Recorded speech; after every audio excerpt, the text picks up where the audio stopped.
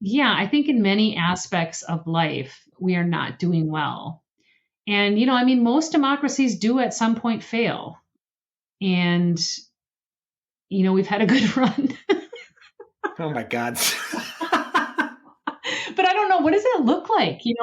Like, I think that's fascinating to think about. Like, what is I think maybe it's that, I have too much of a love for our institutions to think that this would ever, that we would ever get to a point where we're truly falling apart.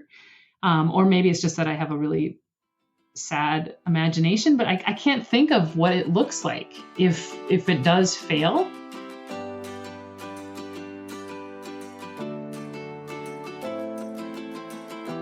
Welcome to Deep Dive with me, Sean Fettig.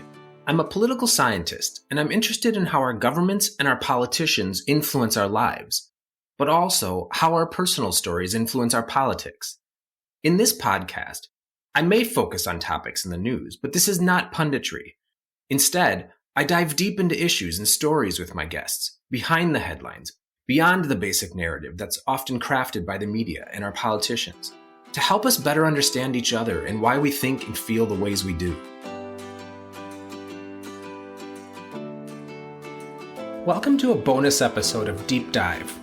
After the close of the Supreme Court's term last week, a term that ended in a bang with extremely consequential decisions that will change not only our legal landscape, but maybe the social fabric of our society with the overturning of Roe v. Wade, the further limiting of states to regulate guns, the weakening of the ability of the federal government to address climate change, and hints that the court may further chip away at voting rights, I've invited Dr. Sara Benesh, a judicial scholar out of the University of Wisconsin-Milwaukee, back to discuss a whole range of things. Is this term as shocking as it feels? What is the new test that the court plans to employ in determining constitutionality of laws and policies?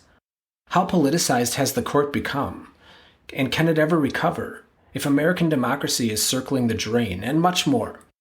You might remember that Dr. Benesh was featured on the premiere episode of Deep Dive, and at that time, she suggested that our entire constitutional structure and all of the rules that we rely on to order our legal lives and understand our rights in the United States are all just made up and subject to the changing whims of those pulling the levers of power, meaning that there can be no stability, no consistency.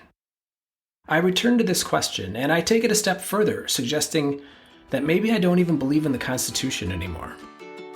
Let's do a deep dive.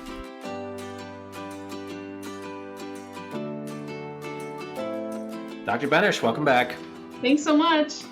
So, we spoke a few weeks ago, and at that time we had seen the leaked Dobbs opinion. And since that time, it feels as if we're living in a completely different world, that we've entered into some horrific ring of hell by way of a SCOTUS clown car. So I wanted to have you back about this, new world that we're living in, this new legal landscape, and, where the hell we might be going. Yeah.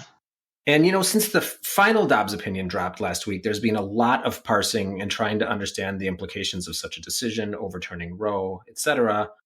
But the entire term, especially that final week of the court's term, and the cases coming out of it, including, Bruen and West Virginia v. EPA, suggests a complete shift in how the court is going to evaluate laws moving forward. So I guess I'm hoping we can do two things here. One is I want to talk about their reasonings in some of these cases, particularly Dobbs, and what it means, what we can expect from a policy perspective. But I also want to talk about, two, the implications of this for our understanding of legal and constitutional theory moving forward generally.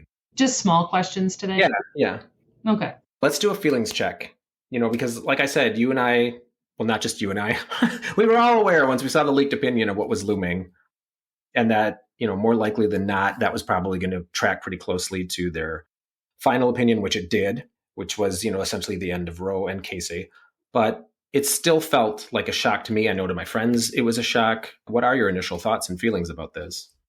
Yeah, I think the reaction to the Dobbs decision is one that I've not seen in the past. I haven't seen people's, it's almost as if the, maybe for this next generation, the mythology of the court that we spent a little bit of time talking about last time is kind of not as strong as it is maybe for you and me. And because of that, they're really reacting viscerally, like in a way that looks just like how they react to other politicians. Their gloves are off. They're using expletives. They're staking out justices' houses. They're putting on TikTok justices' credit card numbers. They are not seeing this as an institution that deserves any sort of deference or respect at this point, and they are reacting to this decision that they rightly see as implicating, for the women among the group, their very autonomy and personhood. So I think, given the huge backlash, I think that has huge consequences potentially for legitimacy of the Supreme Court. In terms of the decision, I think this has been expected. If we had a court where 6 members, or I guess 5 members, agreed to overturn Roe. I mean, this has been the project, right, which we talked about last time.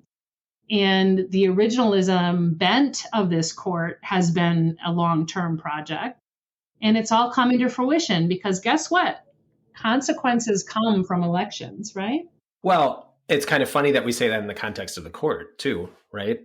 Well, Because sure. For a long period of time, and this is a mythology that you alluded to, the court is above politics. And sure. Right. I think we're seeing there is a generational difference in how we perceive the mythology. But that being said, I'm wondering if the mythology, for all intents and purposes, held up until perhaps 2000. And then the mythology shifted and some of us were a little slow to catch up. Yeah, I'm not sure. I think that's an interesting question and something that could maybe be teased out if you could do a really clever survey design potentially. But yeah, I mean, it appears to be the case, and I think perhaps it's because of a number of different changes at the court. So the court has been much more present in American politics. They have been appearing in higher numbers. They give talks, they go to conferences at a rate that they didn't used to do.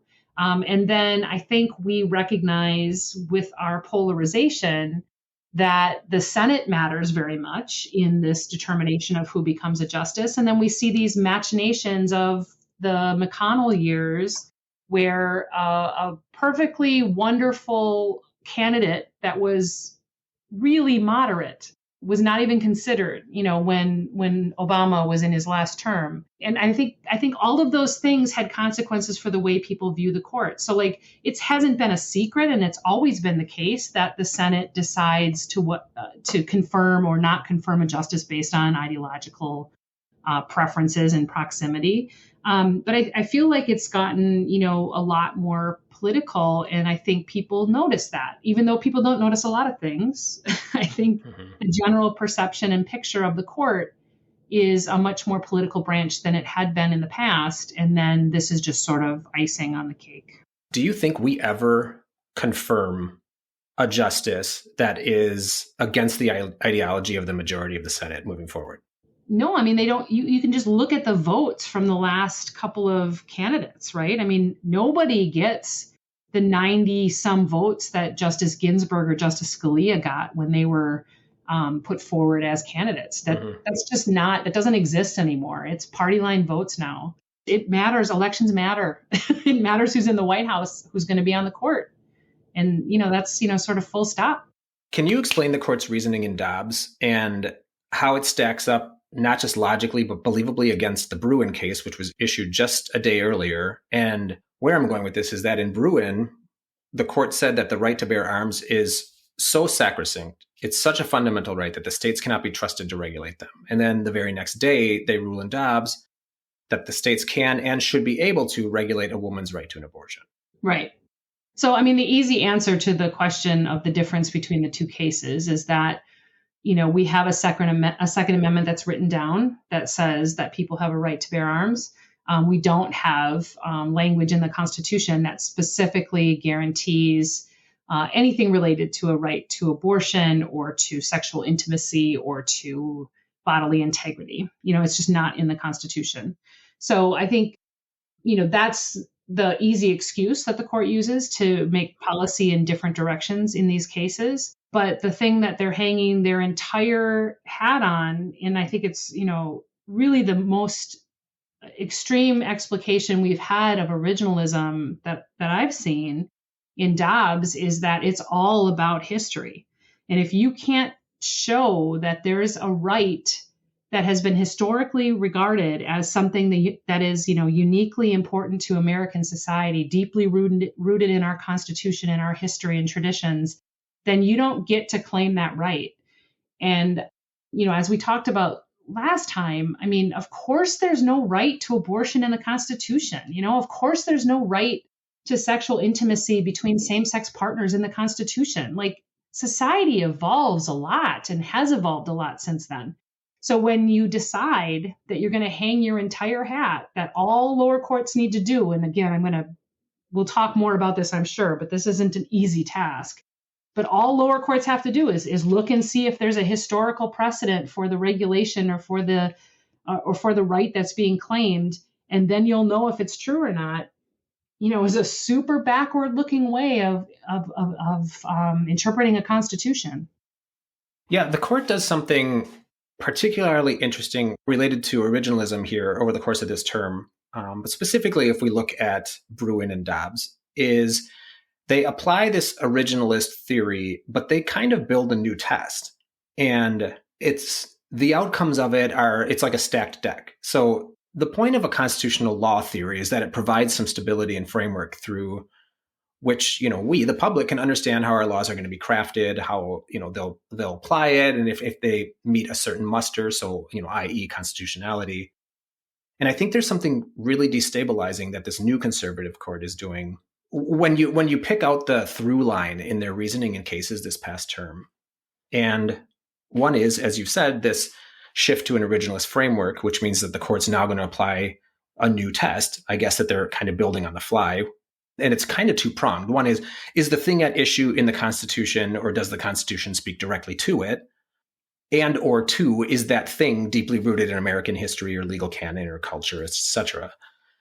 And this shift is destabilizing alone, but right. It's an entirely new approach to an evaluation of laws for constitutionality at this level on this court. But the court is doing something else that I think is more destabilizing. It's applying this new framework. To me, it seems incoherently and inconsistently. In some cases, the states can't be trusted. In other cases, the federal government can't be trusted. In some cases, the masses can't be trusted. In other cases, only the masses can be trusted. And the only thing that seems to be consistent is that the way they apply and justify this originalism is to a conservative end or to a conservative outcome. If we understand what's happening here through that lens, that this originalism is really in pursuit of conservative policy objectives. Am I just off the deep end here? No, that's always been the case.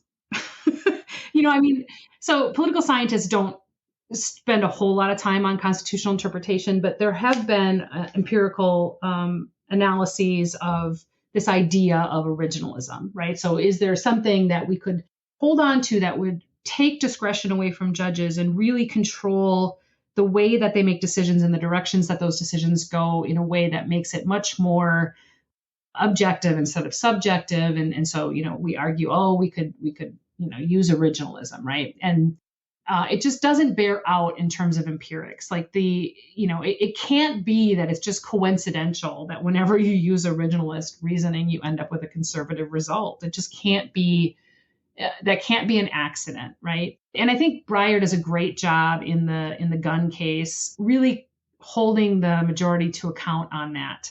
So he goes through and looks at the decisions that the justices make in that majority opinion in the New York Rifle and Pistol Association Bruen case. And he looks at, what the majority counts as historical evidence and what the majority discounts. And I think it's a really strong part of his dissent where he says, look at these things. Like, if they wanted to count this, they could, but they didn't. And so how on earth are the lower courts going to figure out what they're supposed to do when they're faced with a regulation on guns?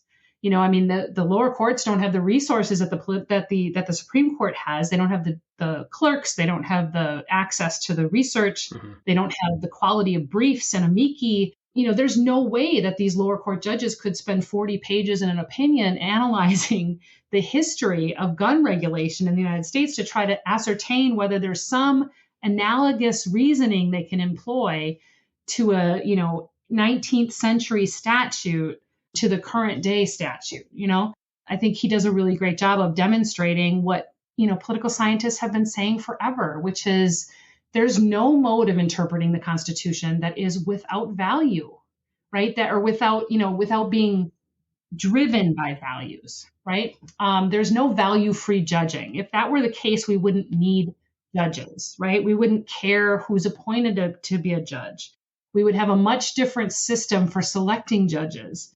But that's not the reality that we live in.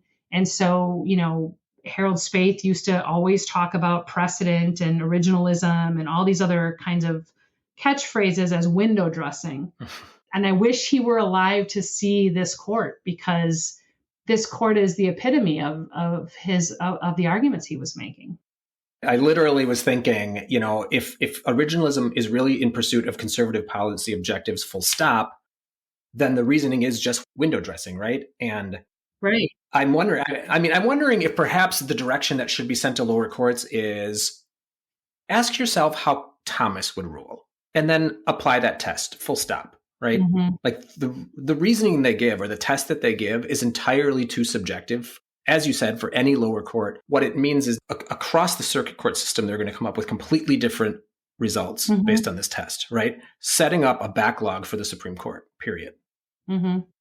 Yeah, I think it's going to be really difficult. And that's what Breyer says in his dissent, that it's in the joint dissent. It's going to be really difficult for lower court judges to decide which precursors to regulations are like enough the current statutes to, be deemed constitutionally consistent with the Second Amendment. But, even in that discussion, I think, what underlies Breyer's opinion is that, and this is a sort of, I think your reaction to originalism as well, is who cares, right? Mm. Who cares what kind of laws they had in 1890, whatever. I'm terrible with dates. So whenever the 14th Amendment happened, who cares about that? Like, they were worried about bears, they were they were in a different world than we are in. And that's something Breyer talks about too, the population of New York or something when the Second Amendment was passed, I think he said was 300,000 or something. Now there's more people in New York than there are in like a combination of a whole bunch of states. Like, of course, they're going to have different concerns about open carry or concealed carry than Montana. And, so, and I think that's something that we really need to grapple with. And that comes up in the Dobbs case as well. Like, who cares if there was no recognized right to abortion? Because as we said, we wouldn't expect there to have been, given the legal status of women. So why is that the way we should interpret the Constitution rather than something like, the progressives tend to do, which is really focus on some of the core values in the preamble, right? Talking about life and liberty and pursuit of happiness. And then the 14th Amendment's, equal protection clause. Like, why is looking back to what we used to think the better way? Yeah. And this approach, as you're kind of alluding to, bodes, I think, pretty darkly for the future of rights in the United States, assuming that this is some type of framework that's, codified into the near future. And it seems that it is. The court, or at least the conservative court, goes in opposite directions in either appeasing or terrifying us on this in their concurrences. So like Brett Kavanaugh seems to go out of his way in his concurrence to state that this is essentially a unique one-off. There are specific reasons that, overturning Roe using this logic makes sense, that no other rights are threatened by this framework and its reasoning. And at the same time, Clarence Thomas issues a concurrence, and he states that this Dobbs ruling establishes a precedent for which the court has a duty to revisit its decisions in, and he specifically mentions Griswold, so we're talking about contraception, Lawrence, so we're talking about anti-sodomy laws, and Obergefell, so we're talking about marriage equality. He seems to have forgotten Loving. But what are we supposed to believe here from the court? In the dissent, which is Breyer, Kagan, and Sotomayor, I'll just quote this. So one of two things must be true based on this decision. Either the majority does not really believe in its own reasoning, or if it does, all rights that have no history stretching back to the mid-19th century are insecure. Either the mass of the majority's opinion is hypocrisy, or additional constitutional rights are under threat. It is one or the other. End of quote. I think maybe Kavanaugh believes that, but I don't think that it makes any sense to believe that. I think given the way the court has set up this very stringent historical test and then reiterated it in other cases this term, you're going to have to find a way to point back to historical recognition that this is a deeply rooted right that is intrinsic to our ordered liberty in order to find, any sort of protection from the Constitution. And I think, I think it's obvious to me that this refers also to contraception and same-sex marriage and sexual intimacy. I think it's, obviously they didn't, we were a puritanical, country, right? We weren't really into anything that was a little bit outside the mainstream in terms of sexual relations. Of course, the Constitution doesn't protect those things.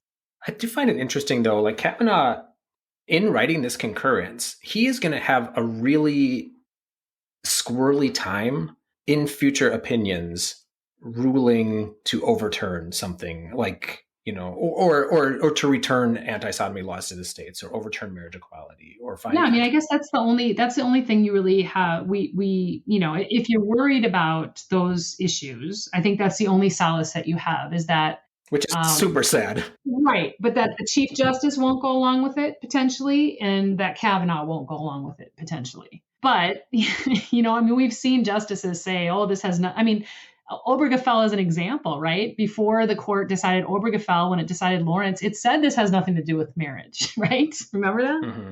And then it did. And so, I think it's not as if he's beholden to that statement. But yeah, you're right. It makes it hard for him to go along with a rollback of those other rights at this point as well. There's some discussion, Kavanaugh's argument is that the binding force of precedent might mean something different in those cases. And I haven't really had time to really dig into that and think about that. But, the majority decides to get rid of Roe and Casey because, it was an egregious error and it had bad reasoning and it's not workable and it has adversely affected other areas of law. And there are no reliance interests, which is the one that I was like, what? But, so that's what they decided about Roe and Casey. They could decide something differently about Obergefell or about Griswold, potentially. And that's what I think Kavanaugh is pointing toward. Talk me off the ledge here, though, because when this court references precedent moving forward, I'm going to be a little bit like F you. Yeah. Yeah, Thomas has never cared about precedent. I don't know if you remember that about him, but he has pushed since he joined the court this originalism idea. Scalia called himself a faint-hearted originalist compared to Thomas.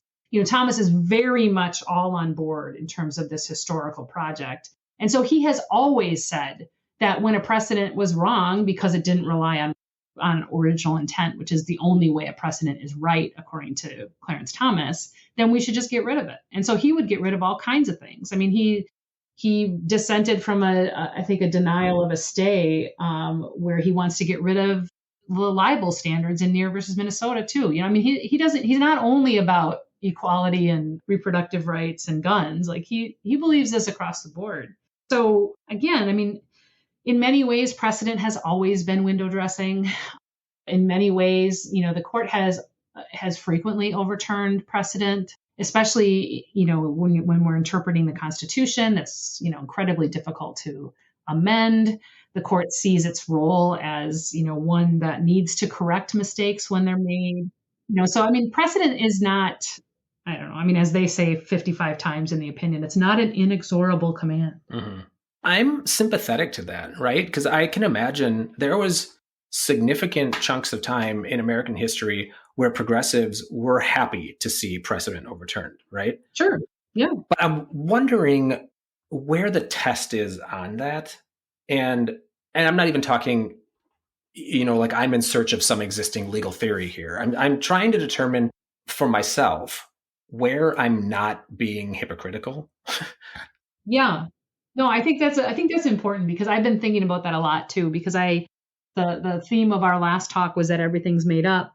And if that's true, that needs to be on both sides, right? So, I've been reading a little bit about Bruen versus Board of Education to try to understand the genesis of this originalism movement.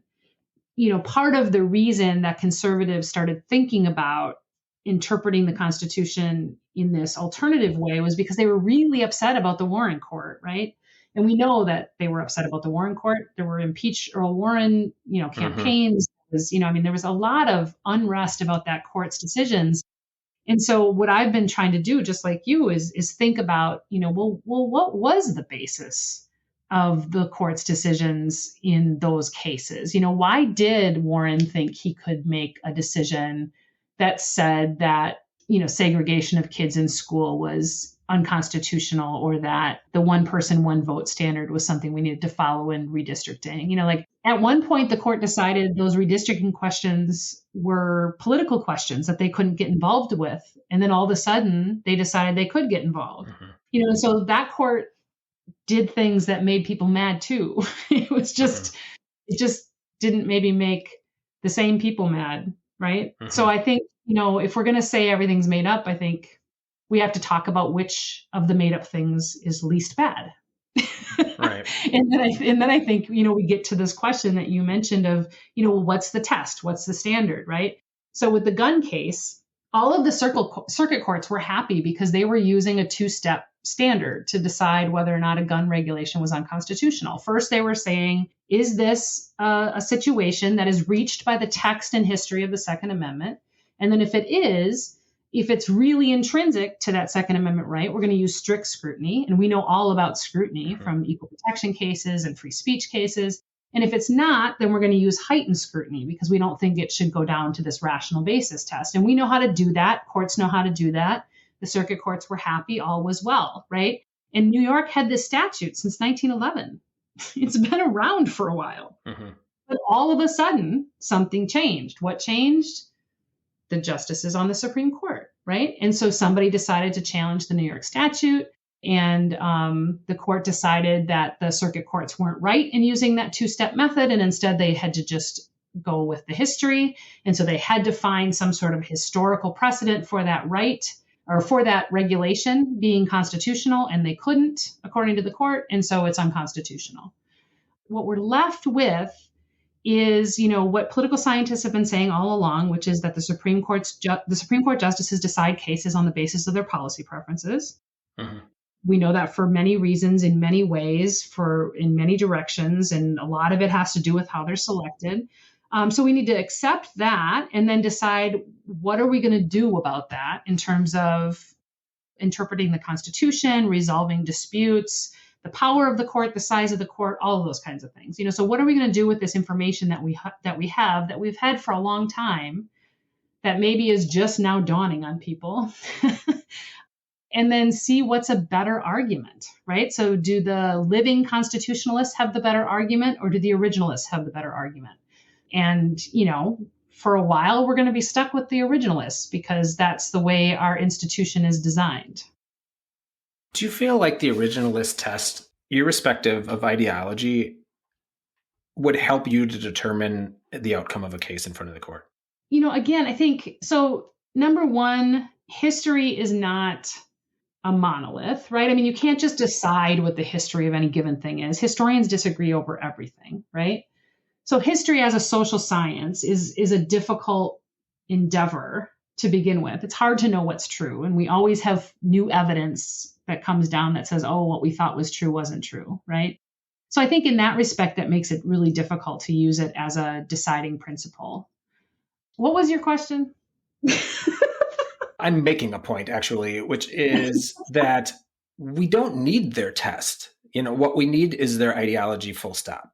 That if we are given the test as ambiguous as it is, without their ideology, I don't know that the same three people would come to the same conclusion on the same case. But that if they knew the ideology, they probably would. Well, I think that's a tough thing to parse out, because so let's say that about this gun regulation. Okay. So, given that we're going to rely on history, it matters what your perceptions of history is to decide whether or not you think a given regulation is constitutional. Well, what if we instead employ the standard the circuits have been using and engage in a means end test, right? So we're going to look at the, whether or not this regulation on carrying a weapon in public is consistent with the Constitution by looking at what the state's interest is. The state obviously has a compelling interest in safety. Is the regulation narrowly tailored to meet that interest? Now we're going to start talking about ideology again, aren't we? Because doesn't it matter whether I'm a liberal or a conservative if I believe that gun regulation will help the problem that New York is potentially trying to solve? Mm-hmm. So yeah, I don't know what that means for, I mean, I know why the justices do these things, right? Because they are life appointees, independent, answer to no one, cannot have their pay taken away, all that kind of stuff. And so when they make a decision, they can't just say it's because it's the right thing to do and because I believe in guns or whatever, or I believe in, bodily autonomy, whatever. Part of their shtick is that they have to write it all down, right? And so I think Kavanaugh in his is it his, or is it the opinion of the court? I can't remember where it is in Dobbs, but somewhere they say that what they need to do is make sure that they make decisions based on principle if they want to maintain their legitimacy. And what that means is that they need to issue opinions that carefully show how a proper understanding of the law leads to this result. So they have to find a way to write those carefully reasoned opinions, right? Because that's their game. And so this current court's game is going to be to couch it in history. The Warren court's game was a different one. And I don't know if you can disentangle ideology when you decide which one of those is more right.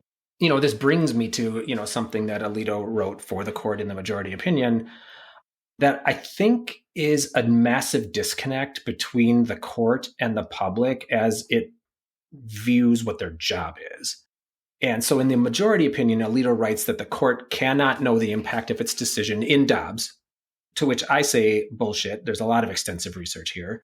Nor that, and this is the important part, should that in any way influence the court's work. And to me, this is shocking, not only in, the impact that will have, but I guess equally so, because I think that diverges very, very much from the public's kind of sentiment as to how the court is doing their work. And what I mean by that is the court does make up 1/3 of the American government system. And what they're saying here is essentially that they accept no responsibility for the society that they're constructing with its decisions. And they are unaccountable and they do serve for life. So that strikes me as blatantly anti-democratic, which to some degree we can live with that because it's the least democratic branch of government, right? Mm-hmm. But I think to the public, or at least to a specific segment of the public, it's really offensive and probably threatening to the stability of the country. Well, I think that's true. I mean, I think what Alito is saying there is that they cannot be, for a better term, bullied into a particular outcome by fear of what's going to happen in the public or what people are going to think of the opinion. I think that's sort of a call to say, once again, as the court has said many times in many different ways, that we're not concerned with public opinion, right? That public opinion is not something that drives our decision making, except in those small areas of law like death penalty jurisprudence, where they explicitly consider evolving standards of decency or something. So I don't think that's particularly egregious, but what I do think is problematic about Alito's opinion is his utter disregard for reliance interests of women on the Roe and Casey right. I think that's connected to your concern about not worrying about what this is going to do in the public. I think that's really disingenuous when you say that, well, we can't really say what the effect of abortion is on women's economic participation and their social standing and all those kinds of things, because those are intangible things. Those are things that, it's a difficult empirical question, they say. But you're right. There is a whole lot of research about this. And we do know that a lack of control over reproduction hugely impacts women's lives. And we also know that women have ordered their lives around the understanding that we have control over our bodies, right? That we can decide when or whether to have a child. And so I think that aspect of his stare decisis analysis, which was this whole discussion of whether or not they can overturn Roe and Casey, is really pretty problematic. Did you notice that but for the dissent, so Kagan, Sotomayor, and Breyer, there was absolutely no discussion about a woman's liberty or freedom over her body? Yeah, the dissent mentions like something like, that the court purports to be neutral, right? So they say a couple of times that the Constitution is neutral. We have to be neutral about this. And as Breyer suggests, there's nothing neutral in deciding that a state gets to decide when and whether and under what conditions a woman can end a pregnancy and not a woman, right? That's not neutral. And Kavanaugh essentially said that the court was taking a compromised position in this decision, which struck me as, I'm just going to say psychotic, because Roe was a compromised position. Right. Right? Yeah. Yeah. And, we could have a discussion about the implications for his arguments on, voting rights cases, redistricting cases, all these other kinds of things that he says, in this case, which was kind of one of the things you started with. Like in this case, states need to be the ones. In other cases, states can't be trusted to be the ones, right? Whenever it comes to things like voting rights or gun regulations. But yeah, I mean, he is the one I think that talks about neutrality and how they have to be scrupulously neutral. But yeah, you're right. I mean, Roe was the compromise and Casey solidified that. And they both, I mean, he and Roberts purport to be baffled by the viability line. And that kind of, why is it hard to understand? I mean, obviously it's that's the point where a second person could actually be considered, right? Before that point, there's only one person. I mean, viability by definition is that the baby can survive, right? Yeah. And that's, I mean, to me, that makes sense because then you don't need the host anymore, right? And so then it can be an independent person. Oh my God. Well, I mean, what is it if it's not a host? I know. It's just. So like that, I just think that's so, I would love, every now and then the justices write opinions that I really want to talk to them about. Like, I don't know if you remember, but I was fascinated by Scalia's opinion in the intelligent design case, the school teaching religious stuff. I just wanted to know if he actually believed it. And this is one of those things too, that I just want to talk to Roberts and go, really? Like, you don't see a difference between the line at which this baby can actually live outside the host and the one that has to have the host? Like, you don't see a difference between those two people? But he, so he's trying to make this middle line, but, so saying that we can recognize a right to choose. And as long as a state gives a woman long enough to choose, it doesn't matter when viability is. And part of his argument is that, well, that changes, which again, I don't care. It means the baby can live. But yeah, I mean, I think he would have just kind of kicked the can down the road for another day. You're right about the liberty, though. There's really nothing in there. I mean, it's like I talked about the last time, the focus in Bowers versus Hardwick being on sodomy instead of on some sort of sexual intimacy right. It's the same thing here. You're focusing on abortion instead of focusing on bodily integrity. And so you're going to come out with a different decision, Let's circle back to Roberts because there's a narrative now, right? That, Roberts has lost the court. He has absolutely no influence on the court. In as much as, we need to be careful with, I think, the general public and understanding what kind of authority the chief has anyway. But what they're essentially saying is that whatever influence he had on the outcome of cases and how they were written and, the legitimacy of the court is just a mild whisper in the distance. Do you agree with that? I'm not sure I'm inclined to think that he ever had more influence as chief. The reason he had more influence before is because the court was split differently. He was more of a swing vote, yeah. Yeah. I mean, now they don't need him anymore.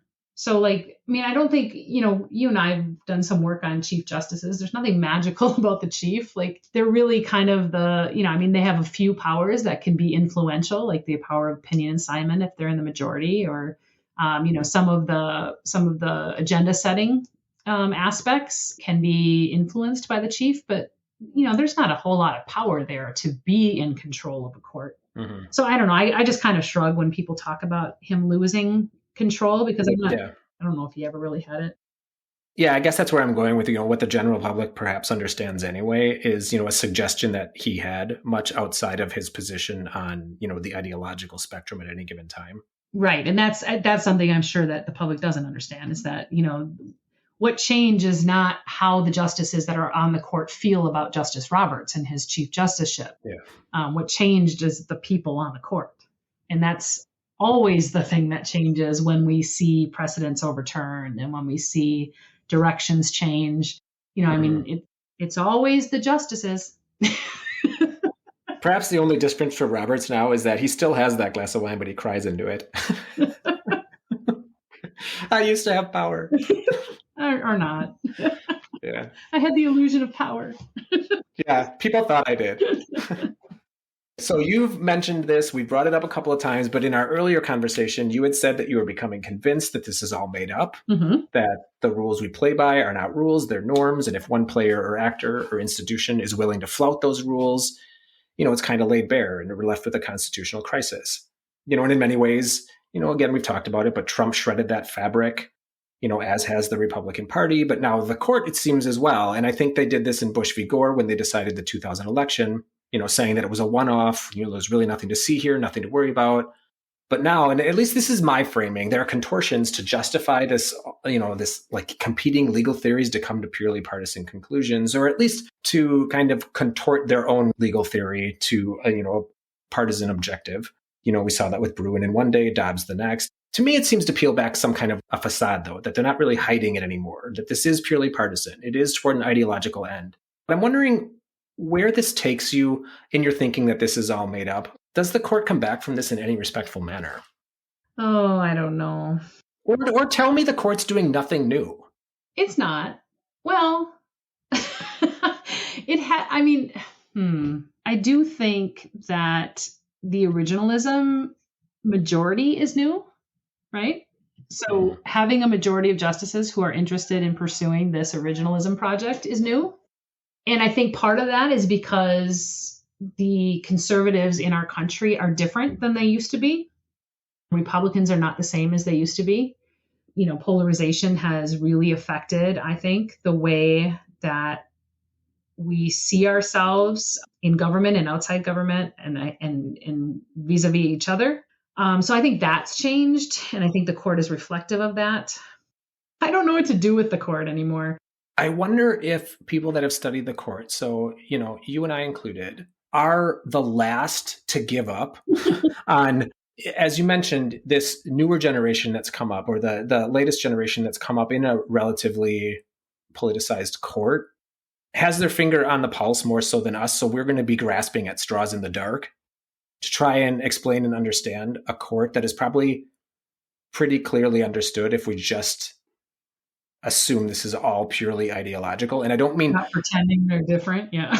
Yeah. And I don't mean just like, oh, we know that if there's a conservative side to, a decision that's what we're going to get under this court, but also that their reasoning is going to be, contorted to that end. Mm-hmm. And I think these are two different things. Like you could apply or try to apply a reasoning neutrally and, oh, lo and behold, we come up with something liberal, but we're a conservative court and we're still going to, because our own reasoning fits that, then that's the outcome. Unfortunate. But I don't think that's what this court is going to do. Yeah. I mean, we have, so I was looking back because I've been kind of reading around some of these things, and somebody made a comment about how, in terms of academics, so people who study courts, people in the law schools who study constitutional law, have some sort of a emotional and professional attachment to the court, and I think that's what you're talking about. Like we can't let go of the idea, that there is an institution of government that is not out to make its own preferences into policy, but instead is this neutral arbiter and backstop, this check on majoritarianism. And it's becoming clearer that it's not. And I think that maybe now that I'm thinking more about your question about whether this court is different, and I guess we could just consider, the Casey court and compare it to this court, right? Because the Casey court was conservative. Yep. And, they thought about overturning Roe and were asked to overturn Roe, and they found a different way. And I think maybe that signals that conservatives are different now than they were, and that the attention that court paid in Casey was much more to liberty than to history. I loved how the dissent handled that, by the way. Essentially saying, like, here's, in contrast here's some heroes. Here are some wise heroes. Yeah, that was kind of sassy, actually. Yeah. Oh, did you notice they also signed that opinion? They left off respect. With respect. Yep. Yeah. And they said it twice, actually, in the dissent. Like early on in the introduction, they said we dissent, and then at the end, they said we dissent. I want to talk a little. You talked about majoritarianism, and I want to get there, but I want to talk a little bit about more so, I suppose, the politicization. I have such a hard time with that word. It's a hard word. Oh God! You said it right the first time. I can't say the drink that you mix iced tea with lemonade. It's named after a golfer. I can't say that. Tom Collins? No, Arnold Palmer. Arnold Palmer. So I want to talk about this new strategy that Republicans seem to have adopted in pursuing their policy agenda, but specific to the court. So both Susan Collins and Joe Manchin, both senators, respectively from Maine and West Virginia, both voted for Kavanaugh and Gorsuch, who are in the majority in this opinion. And they have stated that they were misled by these two during their confirmation processes, both privately and in their public testimonies, that when these future justices were asked, they stated that Roe was settled law, it was super precedent, etc. And, there's parsing of words here. They never said that they would never overturn Roe. They, carefully chose their language, so they weren't explicitly on record stating one way or the other, but they were misleading. And I think in Kavanaugh's case, at least in private, according to Senator Collins, he lied to her. So my question is, are these confirmations at this point just empty theater, if nominees refuse to answer and or they're willing to mislead or lie? Yeah, I mean, there've been other justices that have been accused of playing loose with the confirmation hearings. So Thomas about Roe and Sotomayor about gun rights. Mm-hmm. And then I think there were some questions about Alito's credentials, right, about clubs that he was part of or something. Yeah, I mean, there's research on this, but I haven't talked to the people who've done the research to see if there's been a change there too. Because the research suggests that while we all think they don't ever answer questions and that they demur and say, what Justice Ginsburg said, which is, no forecasts, no hints. Empirically speaking, they do answer most of the questions that are asked of them. But what has changed over time is the questions, so the senators are much more apt to ask policy questions than they used to be. And those are the times when the justices are most careful if there's something that might come before them in making any sort of statement about it. So like the first thing, I guess, is that we have this feeling because we see all the clips, like Jon Stewart used to do it all the time.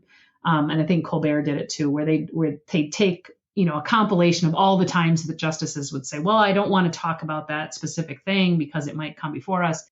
And so it sounds to us like they don't ever answer questions, but they do. But that said, those confirmation hearings have always sort of been theater on the opposite side from the Senate, right? So the senators are using that opportunity to flex their constitutional muscles and to, show their constituents that they have an important job. And so I think, from that regard, do they learn anything at a confirmation hearing that affects their opinion about whether or not to confirm the justice? Well, first, we know that they're more likely to vote for justices who are closer to them ideologically. And then we know that, qualifications matter at least a little bit on the margins. So as long as they're qualified, if they agree with them, they vote for them. If they don't, they won't. So do they matter? I don't remember a time besides the Kavanaugh hearing when there was anything in Thomas where there was anything that came out of the hearing that actually potentially influenced how people on the Senate Judiciary Committee or in the Senate or in the public writ large thought about a nominee, right? So have they ever been important? Are they important? Yeah, probably not. But I mean, if they're lying, I mean, that doesn't bode well for a Supreme Court justice, right? I mean, we expect politicians to stretch the truth. We would expect that justices would not, but they're also lawyers. And, yeah. What do you think like Senators Collins and Manchin are doing here, though? Because, I mean, there's a part of me that feels like absent some shocking bombshell, they were going to vote for Kavanaugh, right? They were going to, and Gorsuch, right? And so this is political theater on their part now. And I'm wondering if they're just covering their asses. Yeah, I don't know. I mean, I'm not super great at understanding politicians. So did you look at their language to see exactly what they said? What Gorsuch and Kavanaugh? Like what the justices said. Because weren't they just sort of general proclamations about how important precedent is? And I mean, they're playing the public because I think all the senators were well aware that they were not answering the question. Right. But I think to the public, when they say, like, I consider that to be settled law, or I consider that to be super precedent, the public, I mean, and I think the, future justices know this, that the public is interpreting that as, oh, Roe is safe. Mm-hmm. Right. But to anyone that's reading between the lines, they did not lie under oath, but they definitely did mislead for sure. Yeah. And I guess I don't know Susan Collins well enough to know if that would have been a deal breaker for her. Well enough. It's not one of the things she brings up at dinner. I mean, we're not friends. Anymore. Yeah. But I think you're right. I think she would have voted for him regardless. So. Okay, so you mentioned this kind of the court as, perhaps being, well, it's supposed to be anti-majoritarian to some degree, but, there's been a concerted effort on the part of the Republican Party to cement some kind of majoritarian rule in the U.S. And, I call this oppressed majority, but it's never caught on. And to me, it seemed, the court was always, a step removed. But it's after this term, it feels like there were perhaps another active participant in this, working kind of hand in glove with the Republican Party. Only they're ruling without accountability. They're unchecked. They're, breaking norms, making, these consequential and for a large part of the population, shocking decisions against the will of the public, especially in the cases of gun control and abortion. And I guess at what point do you think that we could credibly, and by we, let's just say political scientists could examine this through the lens of some form of juristocracy? I don't know. I mean, our democracy is in trouble, Sean. And I don't know what that looks like. I don't know what the next move is. I don't know what reforms would make sense to stop it. You mean across the board? You're not just talking about the court. You just mean across the board. Yeah, I think in many aspects of life, we are not doing well. And, most democracies do at some point fail. And, we've had a good run. Oh, my God. But I don't know. What does it look like? I think that's fascinating to think about. Like, what is the, I think maybe it's that, I have too much of a love for our institutions to think that this would ever, that we would ever get to a point where we're truly falling apart. Or maybe it's just that I have a really sad imagination, but I can't think of what it looks like if it does fail. So Americans are so, I think we talked about this last time too, like we're so comfortable. I saw a picture online of Poland. There was a change in reproductive rights in Poland. All the women stopped working and were in the street. Like it was like all of them.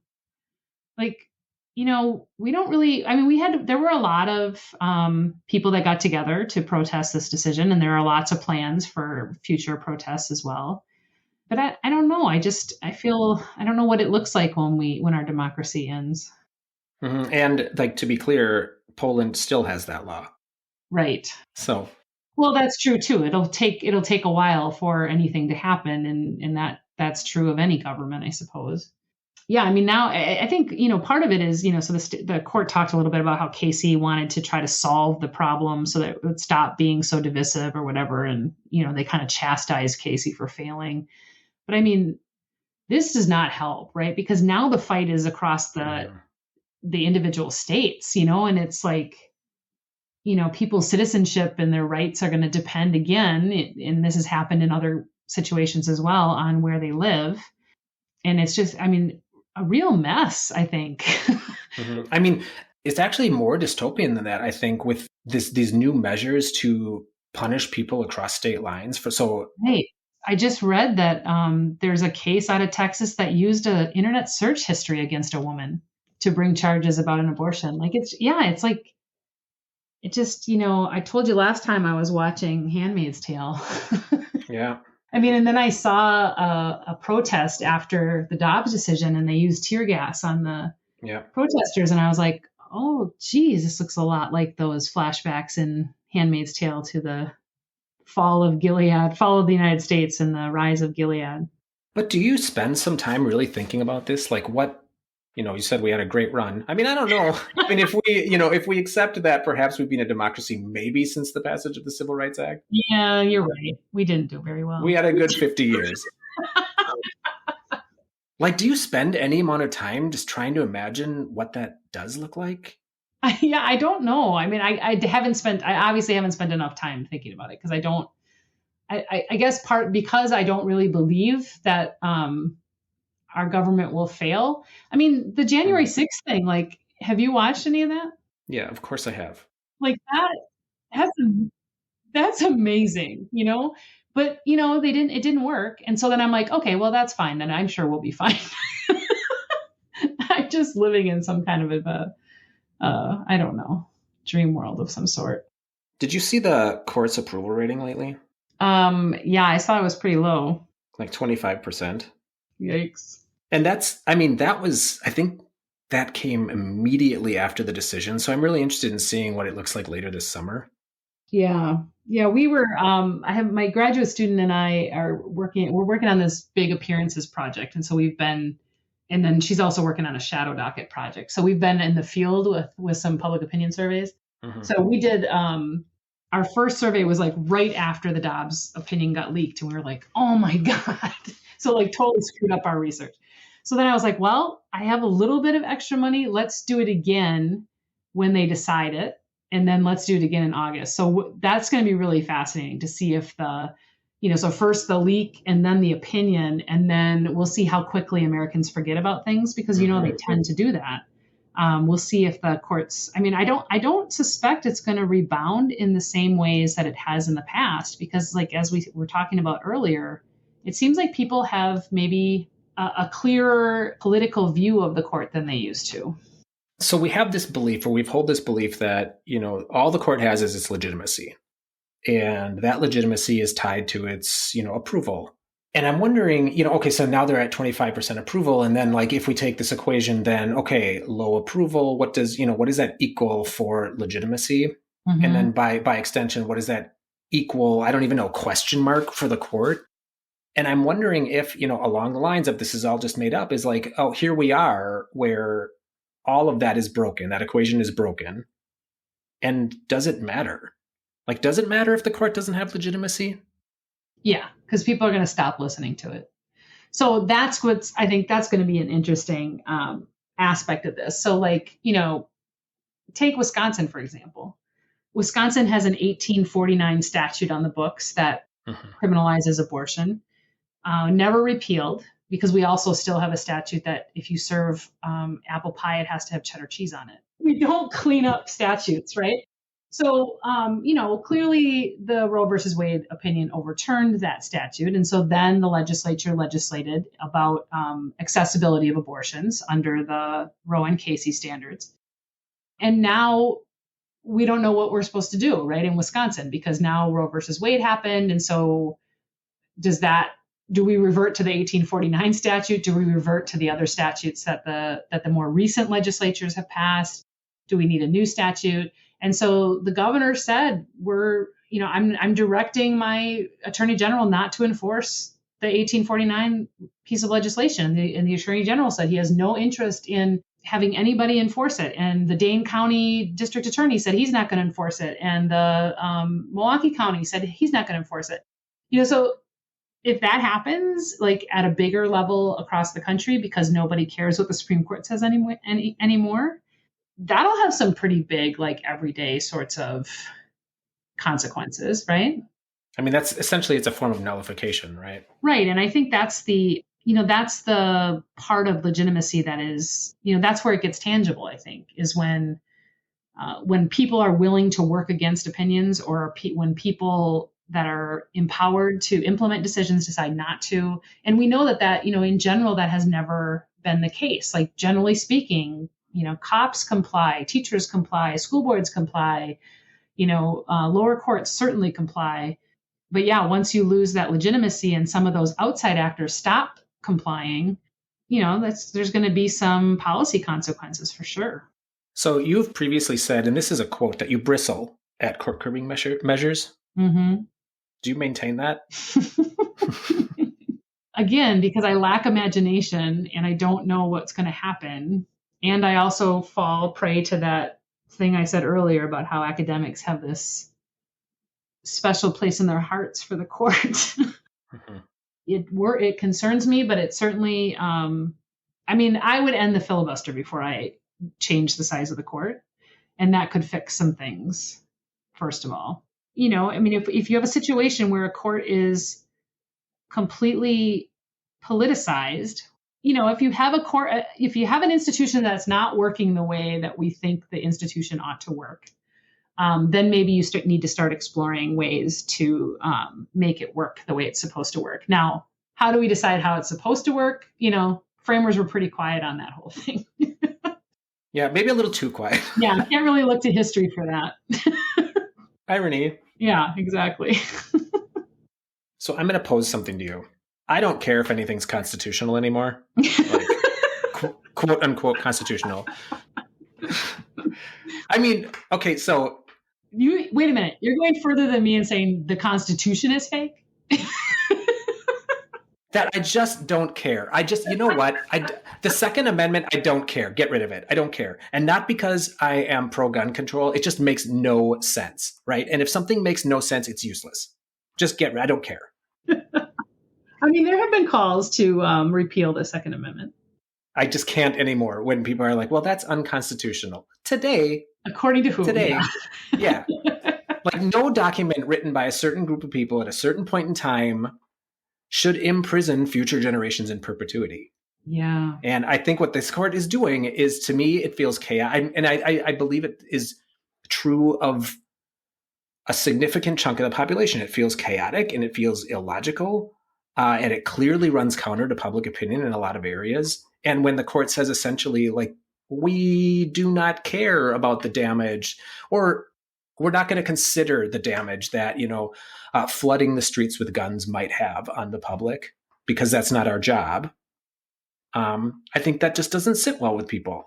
And if we can essentially read anything we want into our governing structural documents, whatever that it is that we want to read, and we see whatever we want to see and we can justify it, then, what we're reading is of no use to us.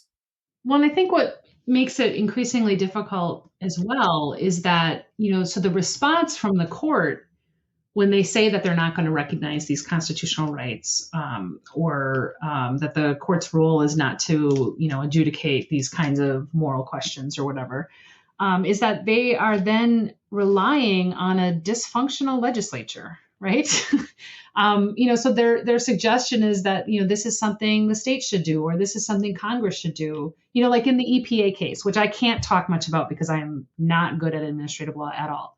But in that case, the court is expecting something of Congress that Congress cannot deliver, right?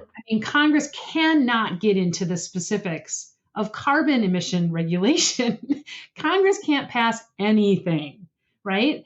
So, I think this idea, and Scalia always, made this claim as well, that, if you don't like the death penalty, if you don't like, if you want, if you think women should be empowered to control their own body, there is this thing called legislatures and there is this thing called voting, right?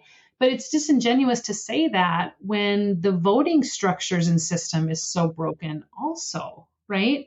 When we've got and helped along by the court. Exactly. We've got this gerrymandering bipartisan that the court has washed its hand of. We've got, this terrible influx or amazing, whatever your perspective is, huge influx of money that the court has deemed unregulable. And, and then you have institutions that are explicitly designed not to be representative, right? Like the Senate. And it's just a perfect storm because, the court is telling you can't come to the court. And then it's impossible to get anything done through the legislature. So then we're left with the rights from 1776. And I mean, I'd like to formally thank the court for being 50 years too late on relying on Congress or a legislature to get anything done. I mean, seriously, now is the moment they're like, you know what, right. We're going to kick this to legislatures. Well, same thing with the gun stuff, right? Now is the moment to decide that states can't regulate open and concealed carry. Yeah, to me, and again, I have a hard time, I just can't see it being a good idea to rely only on historically recognized rights. When, as you said, when I thought we had a good run, it took us a while to get to be a good run for more than just white guys. So I just don't know about that. Okay, well, let's talk about your career. What? I'm just going to pretend everything's fine. You teach about this. You teach about the judiciary, its mythology, roots, norms, rules. Yep. And so how does this current Supreme Court impact your thinking, your approach to how you're going to teach these things? Yeah, so number one. Oh, no. I'm taking a break from civil liberties. I'm actually having my grad student teach it in the spring because I was like, I need a break from this.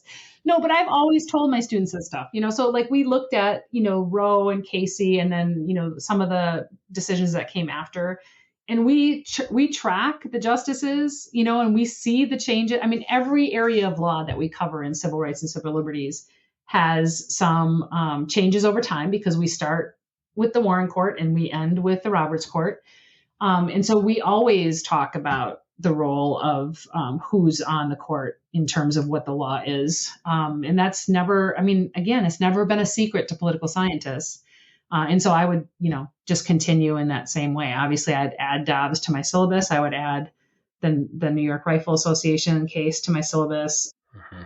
I think it's the same story. It's just like you said, I think maybe it feels different because we haven't had 5 members of a court majority that are willing to really go all the way on this originalism project. Dr. Benesh, thanks for chatting with me again. You are welcome, and I will come anytime and chat with you and not answer your questions. Oh, perfect. Thank you. Just like the court. Exactly. We'll just make stuff up. Originalism.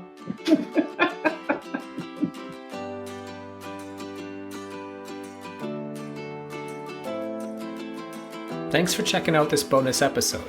Deep Dive will be back this Friday with a new episode. I'll be interviewing Dr. David Ferris, the author of It's Time to Fight Dirty: How Democrats Can Build a Lasting Majority in American Politics. As always, if you have any questions or comments, you can email me at deepdivewithsean@gmail.com.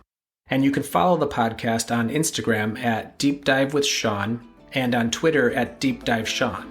If you enjoy the podcast, please leave a rating and spread the word. Tell your friends. Chat soon, folks.